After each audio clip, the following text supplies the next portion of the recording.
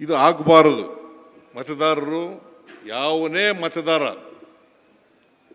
ಮತದಾರ ಅರ್ಹತೆ ಇರ್ತಕ್ಕಂಥ ಮತದಾರ, ಅವನ ಹಕ್ಕು, ಅವನು ಮತದಾರರ ಪಟ್ಟಿಯಿಂದ ಹೊರಗಡೆ ತಪ್ಪಿಸ್ಕೋಬಾರದು, ಇರಬಾರ್ದು. ಬಿಜೆಪಿಯವರು ಏನು ಮಾಡ್ತಾ ಇದ್ದಾರೆ, ನಮಗೆ ಕಾಂಗ್ರೆಸ್ಗೆ ಯಾರ್ಯಾರು ಓಟ್ ಹಾಕ್ತಾರೆ, ಬಡವರು, ರೈತರು, ಕಾರ್ಮಿಕರು, ಮಹಿಳೆಯರು, ಹಿಂದೂಗಳು, ಅಲ್ಪಸಂಖ್ಯಾತರು, ಇವರು ಓಟ್ಗಳನ್ನೇ ಎಗರಿಸಲಿಕ್ಕೆ ಪ್ರಾರಂಭ ಮಾಡ್ತಾರೆ. ಯಾಕಂತಂದರೆ ಕಾಂಗ್ರೆಸ್ ಸೋಲ್ಬೇಕು. ಬಿಜೆಪಿ ನಿಮಗೆ ಎಷ್ಟು ಮತ ತಗೊಂಡಿರೋದು ಗೊತ್ತಾ? ಪರ್ಸೆಂಟೇಜ್ ಮತ ತಗೊಂಡಿರೋದು ಕೇವಲ 36% ಮಾತ್ರ. 64% ಬಿಜೆಪಿಗೆ ವಿರುದ್ಧವಾಗಿ ಓಟ್ ಕೊಟ್ಟಿದ್ದಾರೆ. ನೀವು ಇದನ್ನು ಅರ್ಥ ಮಾಡ್ಕೋಬೇಕು. 36% ಮಾತ್ರ ಬಿಜೆಪಿ ಓಟ್ ತಗೊಂಡಿರೋದು, 64% ಬಿಜೆಪಿಗೆ ವಿರುದ್ಧವಾಗಿ ಮತ ಹಾಕಿದ್ದಾರೆ. ಈ 64%ನಲ್ಲಿ 10% ಬಿಟ್ಬಿಟ್ರೆ ಏನಾಗುತ್ತೆ ಪರಿಸ್ಥಿತಿ? ನೀವು ಇದನ್ನು ಅರ್ಥ ಮಾಡ್ಕೋಬೇಕಾಗ್ತದೆ. ಅದಕ್ಕೋಸ್ಕರನೇ ಈ ಸಮಾವೇಶ ಮಾಡಿರ್ತಕ್ಕಂಥದ್ದು ವಿಶೇಷವಾಗಿ ವಿಧಾನಸಭಾ ಸದಸ್ಯರಿಗೆ ಮತ್ತು ಸೋತ ಅಭ್ಯರ್ಥಿಗಳಿಗೆ. ಇದನ್ನು ತಾವು ಅರ್ಥ ಮಾಡ್ಕೋಬೇಕಾಗ್ತದೆ. ಅದಕ್ಕೆ ನಿಮ್ಮ ಕಾನ್ಸ್ಟಿಟ್ಯೂನ್ಸಿನಲ್ಲಿ ಈ SIR ನಡೀತದಲ್ಲ, 1 ತಿಂಗಳು ಕಾಲ ನಿಮಗೆ ಶುರುವಾಗೋದು ಯಾವಾಗ ನಿಮ್ಮ ಅಂತಂದರೆ ಜೂನ್ 30ನೇ ತಾರೀಕಿನಿಂದ ಜುಲೈ 29ನೇ ತಾರೀಕಿನವರೆಗೆ 30 ದಿನ ನೀವು ಭಾಳ ಎಚ್ಚರಿಕೆ ವಹಿಸಬೇಕು. ಎಲ್ಲ ಕೆಲಸನೂ ಬದಿಗೊತ್ತಿ ಇದನ್ನೇ ಮಾಡಬೇಕು, ಬೇರೆ ಏನು ಮಾಡಬಾರ್ದು ನೀವು. ಆಮೇಲೆ ಕಣ್ಕಂಡು ಬಿಟ್ಟರೆ, ಬಾಯಿ ಬಿಟ್ಟರೆ ಏನು ಪ್ರಯೋಜನ ಏನಾಗಲ್ಲ. ಆಮೇಲೆ ನಿಮಗೆ ಸಂವಿಧಾನಬದ್ಧವಾದಂಥ ಚುನಾವಣಾ ಆಯೋಗ ಇಲ್ಲ.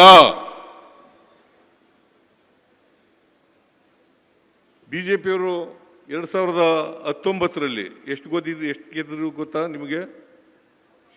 303 ಜನ ಗೆದ್ದಿದ್ರು. ಅವರು 2024ರಲ್ಲಿ 240ಕ್ಕೆ ಬಂದರು. ಎಷ್ಟಿಗೆ ಬಂದರು?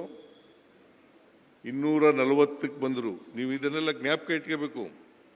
303ರಿಂದ 240ಕ್ಕೆ ಬಂದರು. ಯಾಕಂತಂದರೆ ಅವರ ದುರಾಡಳಿತ, ಬೆಲೆ ಏರಿಕೆ,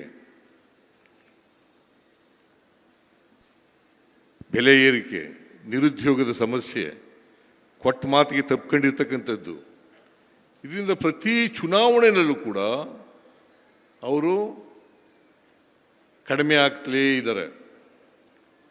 2019ರಲ್ಲಿ 303 ಇದ್ದವರು 2024ಕ್ಕೆ 240ಕ್ಕೆ ಬಂದರು. ಸೊ ಅವರು ಯಾವತ್ತೂ ಕೂಡ ಬಹುಮತ ಪಡ್ಕೊಂಡು ಅಧಿಕಾರಕ್ಕೆ ಬಂದಿಲ್ಲ. ಕರ್ನಾಟಕದಲ್ಲೂ ಕೂಡ ಯಾವತ್ತೂ ಬಹುಮತ ಪಡ್ಕೊಂಡು ಬಂದಿಲ್ಲ. 2008 ಇರ್ಬೋದು, 2018 ಇರ್ಬೋದು, 19 ಇರ್ಬೋದು, ಯಾವತ್ತೂ ಅವ್ರು ಕಾಂಗ್ರೆಸ್ ಅಧಿಕಾರಕ್ಕೆ ಬಂದೇ ಇಲ್ಲ. ಬಹುಮತ, ಜನರ ಆಶೀರ್ವಾದ ಪಡ್ಕೊಂಡು ಬಹುಮತ ಪಡ್ಕೊಂಡು ಅಧಿಕಾರಕ್ಕೆ ಬಂದಿಲ್ಲ. ಅವರು ಹಿಂಬಾಗಲಿಂದೇ ಬಂದಿರೋರು. ಯಾಕೆ ಅಂತಂದರೆ ಅವರಿಗೆ ಪ್ರಜಾಪ್ರಭುತ್ವದಲ್ಲಿ ನಂಬಿಕೆ ಇಲ್ಲ, ಸಂವಿಧಾನದಲ್ಲಿ ನಂಬಿಕೆ ಇಲ್ಲ. ಬಾಬಾ ಸಾಹೇಬ್ ಅಂಬೇಡ್ಕರ್ ಅವರು ನಮಗೆ ಕೊಟ್ಟಿರ್ತಕ್ಕಂಥ ಸಂವಿಧಾನ ಇದೆಯಲ್ಲ, ಈ ಸಂವಿಧಾನದಲ್ಲಿ ನಂಬಿಕೆ ಇಲ್ಲ. ಪ್ರಜಾಪ್ರಭುತ್ವ ವಿರೋಧಿಗಳು ಯಾರು ಇದ್ದರೆ, ಸಂವಿಧಾನದ ವಿರೋಧಿಗಳು ಯಾರು ಇದ್ದರೆ ಅವರು ಭಾರತೀಯ ಜನತಾ ಪಕ್ಷದವರು ಅಂತ ತಿಳ್ಕೋಬೇಕಾಗುತ್ತೆ. ಭಾರತೀಯ ಜನತಾ ಪಕ್ಷದವರು ಅಂತ ತಿಳ್ಕೋಬೇಕಾಗುತ್ತೆ. ಯಾಕಂದರೆ ಅವರಿಗೆ ನಂಬಿಕೆ ಇರ್ತಕ್ಕಂಥದ್ದು, ಅವರಿಗೆ ಸರ್ವಾಧಿಕಾರದಲ್ಲಿ ನಂಬಿಕೆ ಇಟ್ಕೊಂಡಿರ್ತಕ್ಕಂಥವ್ರು. ಸರ್ವಾಧಿಕಾರ ಬೇಕು ಅವರಿಗೆ ದೇಶದಲ್ಲಿ. ಅದಕ್ಕೋಸ್ಕರನೇ ಅವರು ಪ್ರತಿಪಾದನೆ ಮಾಡ್ತಾ ಇರ್ತಕ್ಕಂಥದ್ದು ಒನ್ ನೇಷನ್ ಒನ್ ಎಲೆಕ್ಷನ್ ಅಂತ ಪ್ರತಿಪಾದನೆ ಮಾಡ್ತಾರೆ. ಒನ್ ಎಲೆಕ್ಷನ್ ಒನ್ ನೇಷನ್ ಅಂತ ಪ್ರತಿಪಾದನೆ ಮಾಡ್ತಾರೆ. ಅವರು ಮಾಡೋದೆಲ್ಲ ಈಗ ಹಿಂದುತ್ವ ಹೇಳ್ತಾರೆ. ಹಿಂದೂಗಳಲ್ಲಿ ಇವತ್ತು ಶೋಷಣೆ ಮಾಡಿದವರು ಯಾರು?